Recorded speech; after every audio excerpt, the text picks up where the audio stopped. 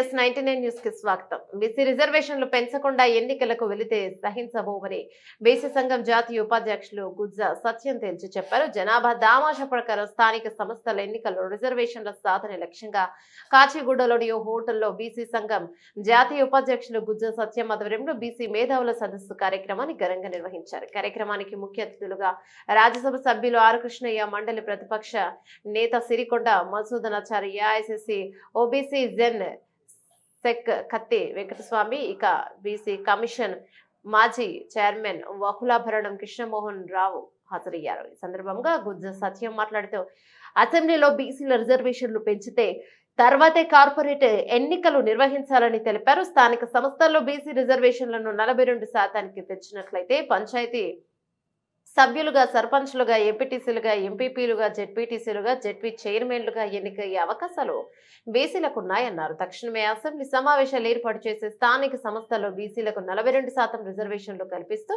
చట్టం చేయాలని ఇక ప్రభుత్వానికి డిమాండ్ చేశారు. సుప్రీంకోర్టు సిఫారసు మేరకు డెడికేషన్ కమిషన్ రిపోర్టుతో సహా అసెంబ్లీలో చట్టం చేస్తే రాబోయే కాలంలో ప్రభుత్వానికి ఏ విధమైనటువంటి న్యాయపరమైన ఇబ్బందులు ఉండవని సూచించారు. దేశంలో జరిగే జనగణనలో బీసీ కులగణన చేర్చాలని, బీసీ రిజర్వేషన్ల కోసం పోరాటం చేస్తూనే రాజకీయ అధికారమే లక్ష్యంగా ఉద్యమాన్ని మరింత ఉధృతం చేయనున్నట్లు పిలుపునిచ్చారు. ఒకసారి మన సత్తా మీరు చూశారు.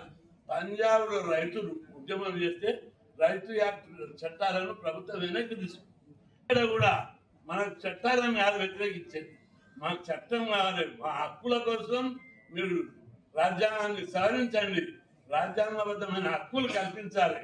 మేము మనుషులం, ఇది ప్రజాస్వామ్యం, మేము భారత మాత ముద్దు బిడ్డలం. మీరు అన్నారు మేము తమ్ముళ్ళం, తమ్ముళ్ళు చిన్న ఉన్నారని పక్క ఉన్నారని వాటా ఇవ్వకుంటే ఊరుకోరు, ఎవరైనా తిరగబడతారు. మీరు అందరూ కూడా మన వాళ్ళందరూ సిద్ధపడాలి, ప్రిపేర్ కావాలి. ఒక్కరే ప్రపంచంలో ఉద్యమాలు తెచ్చున్నారు, చైనాలో మావో, రష్యా. అందుకే మన శక్తియుక్తులను, మన ప్రతిభను మన జాతికి ఒకసారి ఉపయోగించే సమయం ఇప్పుడు ఆసన్నమైంది. అందుకే మీరు సిద్ధపడాలి. మీరు సర్వశక్తులు, మీ లోపల అఖండమైన శక్తి ఉంది. నిద్రాణమైనటువంటి శక్తియుక్తులను, ప్రతిభను మన జాతికి వినియోగిస్తే దానికి అమరత్వం వస్తుంది. ఇంటికి ఉపయోగిస్తే పరిమితం అవుతుంది. మన డబ్బును మీరు డెవలప్ కావాలని మేము కొట్లాడుతున్నాం. మీరు డబ్బు కూడా పెట్టాల్సిన అవసరం లేదు. ఉద్యమాన్ని మహాదశకు తీసుకుపోమని మాత్రం నేను కోరుతున్నా. కులాలను సమాయత్తపరచండి, ఉద్యమ నాయకులను సమాయత్తపరచండి, ప్రిపేర్ కావాల్సిన అవసరం ఉంది. ఇప్పుడు కనుక మనం పెంచే రిజర్వేషన్ కాపాడుకోకపోతే చరిత్ర మనం క్షమించదు. ఎంతకైనా తెయించడానికి మీరు సిద్ధపడాలని చెప్పి అందుకోసం ఉద్యమ సన్నాహాలు, యుద్ధ సన్నాహాలకు ప్రిపేర్ కావాలని మీ అందరినీ కోరుకుంటున్నా. మనం ఇంతమంది ఉండి చరిత్ర క్షమించదు కాబట్టి అందరూ కూడా సిద్ధపడాలని మేము అందరినీ కోరుకుంటూ అట్లాంటి సంకల్ప బలాన్ని, శక్తిని భగవంతుడు మీ అందరికి ప్రసాదించాలని. స్థానిక సంస్థల్లో రిజర్వేషన్లు కాంగ్రెస్ పార్టీ ఇచ్చిన 42% ఏదైతే రిజర్వేషన్లు స్థానిక సంస్థలో ఇస్తామని చెప్పారో దాన్ని సమగ్ర కులగణన చేసిన తర్వాత మేము ఆ 42% అసెంబ్లీలో ప్రత్యేక చట్టం చేసి ఆ చట్టం ద్వారా ఈ 42% రిజర్వేషన్లను చేయాలని చెప్పేసి మేము కోరుతున్నాం. ప్రభుత్వ వర్గాల నుంచి గత 2 రోజులుగా ఫిబ్రవరిలో ఎన్నికలు నిర్వహిస్తామని చెప్పేసి వాళ్ళ దగ్గర నుంచి ప్రకటనలు వస్తున్నాయి.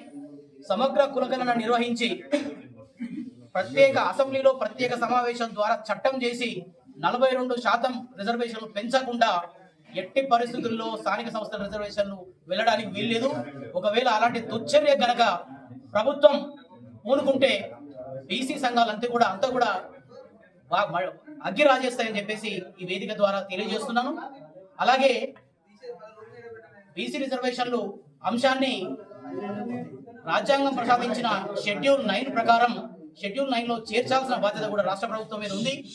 మీరు అసెంబ్లీలో చట్టం చేసి ఆ చట్టము నివేదికను అఖిలపక్షాన్ని కూడా మీతో పాటు తీసుకెళ్లి బీసీ మేధావులు నాయకులందరినీ కూడా మీరు ఢిల్లీకి తీసుకెళ్లి కేంద్ర ప్రభుత్వం మీద ఒత్తిడి తీసుకొచ్చి ఎలాగైతే తమిళనాడులో 69% స్థానిక సంస్థల రిజర్వేషన్ని చట్టబద్ధంగా రాజ్యాంగబద్ధంగా షెడ్యూల్ 9లో ఏర్పాటు చేసి షెడ్యూల్ 9లో పొందుపరిచి వాళ్ళకు చట్టబద్ధంగా ఎలా చేశారో ఆల్రెడీ మనకు ఒక రోల్ మోడల్ ఉంది కాబట్టి అలాంటి రోల్ మోడల్నే ఇక్కడ కూడా రూపొందించాలని చెప్పేసి రాష్ట్ర ప్రభుత్వాన్ని కోరడం జరిగింది. అలాగే త్వరలో జరగబోయే కులగణనలో జనగణనలో కులగణనను కూడా చేయాలని చెప్పేసి ప్రధాన డిమాండ్గా వక్తలందరూ కూడా ఏకగ్రీవంగా తీర్మానాన్ని ఆమోదించడం జరిగింది. ఇప్పుడు నడుస్తున్నదే బీసీ ఉద్యమం.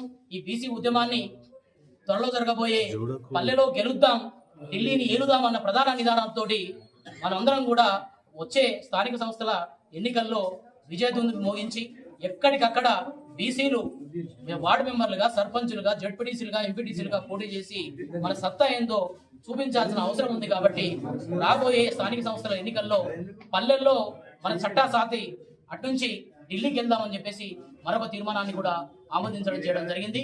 ఈ సమావేశానికి విచ్చేసిన అన్ని కుల సంఘాలకు, నాయకులకు ప్రత్యేక కృతజ్ఞతలు తెలియజేస్తూ సెలవు తీసుకుంటున్నాను.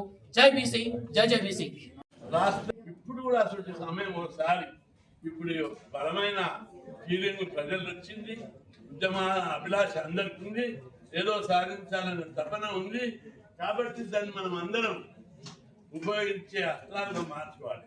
ఈ కులాలను మనం బలమైన ఉద్యమ సారథంగా మార్చుకోవాలి. అందుకోసం తెలంగాణ ఉద్యమంలో పుట్టే బిడ్డ కూడా జై తెలంగాణ అనుకుంటుంది. ఇప్పుడు మన ఉద్యమంలో పుట్టబోయే బిడ్డలు కూడా జై బీసీ అనుకుంటున్నారు. కాబట్టి ఈ వాతావరణాన్ని, ఈ సమయాన్ని ఉపయోగించుకోవడానికి కుల సంఘాల పెద్దలు మన యూనిట్లకు ఫోన్లు చేయాలి. ఈ ఉద్యమాన్ని బలంగా చేద్దాం, చేయండి. అవసరమైతే రిజర్వేషన్లు పెంచినాక ఏమన్నా కోర్టు జోక్యం చేసుకుంటే లేదా కొట్టేస్తే బంధుకు పిలిపివ్వడానికి, ఒకరోజు బంద్ కాదు 2 రోజుల బంధులు ఇవ్వడానికి కూడా సిద్ధపడాలి. మన మెజారిటీ, మన సంఘాలు బలంగా ఉన్నాయి, మనము బలంగా ఉన్నాం.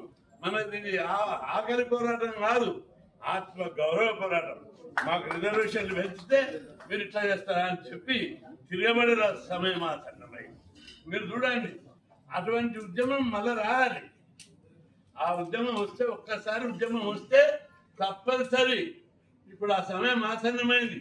దీన్ని మనం ఉపయోగించాలి. బీసీలందరూ బలమైన బీసీ ఉద్యమం నడిపిస్తే ఇప్పుడు గ్రామ పంచాయతీ రిజర్వేషన్లు నిలబడతాయి. ఒకటి, చట్టసభల రిజర్వేషన్లు కూడా వస్తాయి.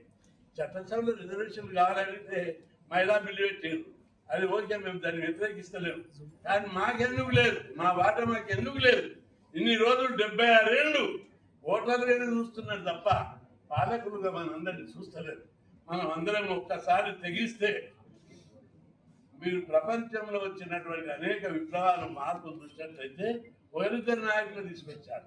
మొన్న సిద్ధేశ్వర్ అది ఒక బీసీ నాయకుడు లోకల్ బాడీ రిజర్వేషన్ నిలబెట్టాలని చెప్పి 10 రోజులు నిరారణ చేశాడు.